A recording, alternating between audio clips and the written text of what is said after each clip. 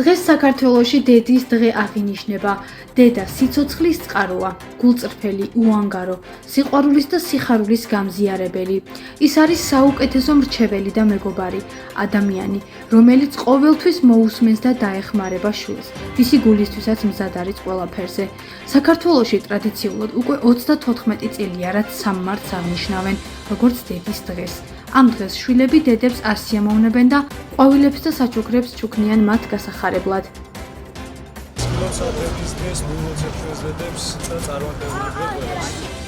დღეს დედების დღეა, ძალიან მიხარია. ყველა დედას ვილოცავ ამ დღეს. ყველა დედას ვილოცავ ამ განსაკუთრებულ დღეს. მათ შორის ჩემს დედიკოსაც, მათ ჯანმრთელობას და ბედნიერებას ვუსურვებ. ყველა დედას ვილოცავ 3 მარტს.